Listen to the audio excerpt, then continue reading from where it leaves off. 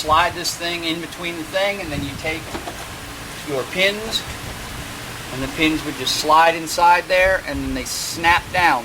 Make sure when you push down that you hear this thing click. Otherwise it could back out and work its way loose. On the driver's side, the pin actually goes in and bends backwards towards the front of the car. On the passenger side, it's the opposite. It slides in and it actually slides down towards the rear of the car to lock in.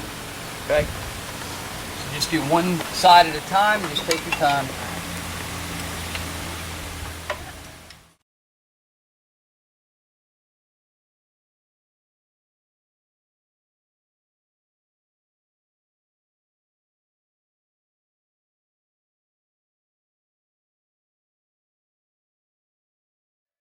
Let's go ahead and put the speed sensor on the passenger side back into place, and the reverse lockout solenoid back in place on the other side. Yeah. So the next thing we're going to do, after we've got the front support arms and the brackets in and the sensors in and the reverse solenoid lockout, let's go ahead and lift the transmission back up, because we've done all the work in the front, so we don't need that clearance anymore.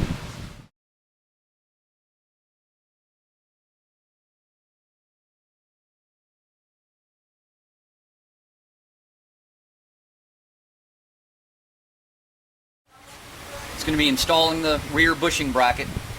This has to be oriented so that the metal plate is facing the rear of the car. The metal plate is only on one side. This needs to be facing the rear of the vehicle. Okay?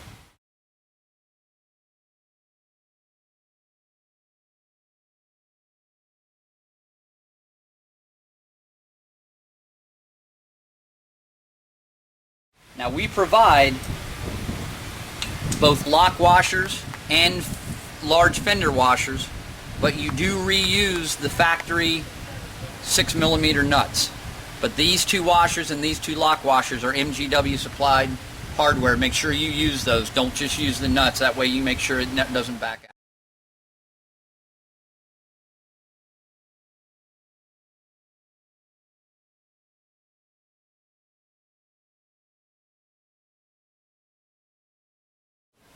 Okay, remove the factory shifter. Okay.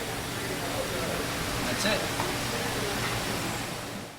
Alright, and you may want to go ahead and set this.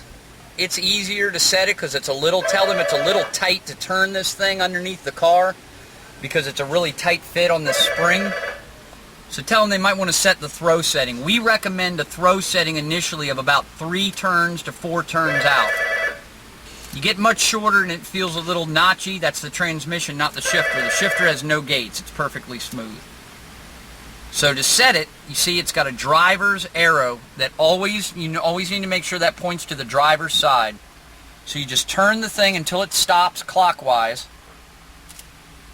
and then you back it out, and this would be the rear of the car. The pins are in the rear of the car, so you hold it with the pins to the rear, and this would need to be pointed to the passenger side so that it's pointed to the driver's side when you go up. So when you turn it, you back it off. That's your 0 setting, all the way tight, and then you just get it back at 1 turn till the arrow's pointed to the driver's side with it upside down. Again, it'll make it to the driver's side when it's setting in the car. So with that 0 setting, you do a full turn. Bring the arrow all the way around. That's 1 turn, 2 turns, 3 turns, 4 turns. And also tell them to note, with an aftermarket drive shaft, you may not be able to get this thing to the full 10-turn setting because of interference with some of the larger drive shafts, especially if they have a drive shaft safety loop. But if they do, we don't recommend anything more than 7 turns anyway. It's way too notchy, okay? So all you want to do is you just want to lay this thing, start it in there like that, get it in there at an angle, and you just want to just lightly lay this thing on top of your drive shaft. Just let it sit there like that.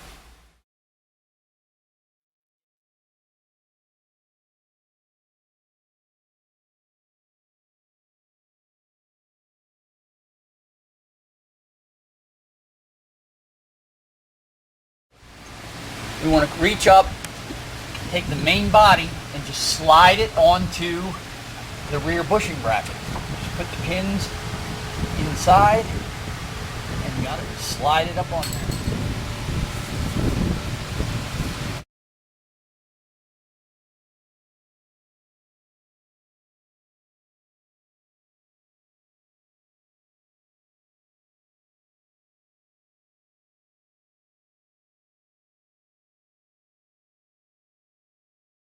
You need to make sure, regardless of how they're packed in the package, that the lock washer goes on first and then the flat washer onto the bolt like that. You do not want the lock washer bearing up against the aluminum of the front support arm. You want that flat washer, which won't mar it. Okay.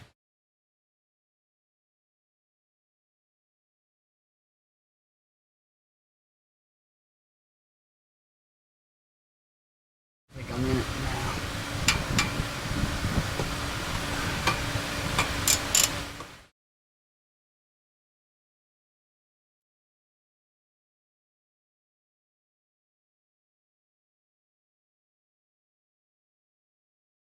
Allen wrench in there, hold it in place. Just break that nut loose. And you don't want to over tighten that nut because it will strip the threads out on that shoulder bolt.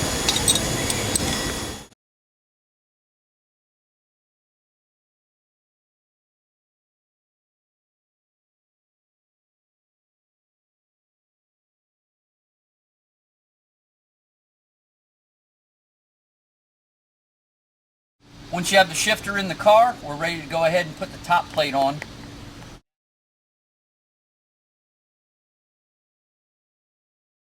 We have a specially die-cut rubber sheet so that no moisture or water from the road, water or salt spray or oil or grime can come up in the car.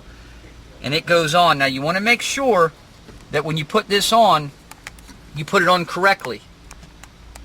You see how the holes line up? One of these bolts is actually behind the other bolt by a little bit.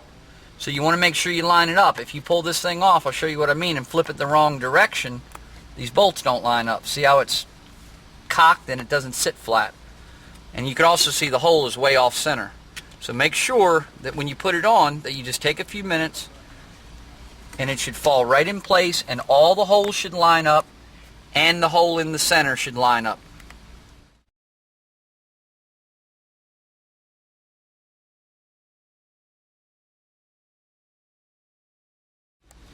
Then take your MGW boot, and the MGW logo should be closest to the dash. And you want to slide it.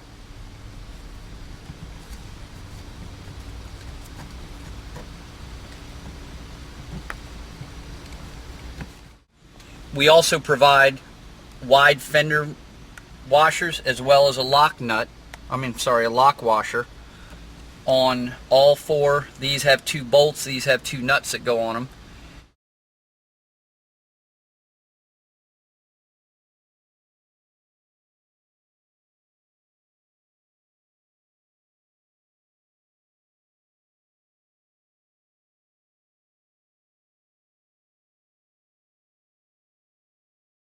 But now we're ready to put, this is also an MGW supplied piece that nobody else supplies. This is also made by Dynamic Control, the makers of Dynamat, the sound deadening and material. This is a layered foam pad. It has a lead core. It's designed to muffle sound as well as keep heat from transferring into the cockpit. We'll lay this right over top of the MGW shifter. And then you also have your stock piece. This should be reused, and that goes up inside there like that.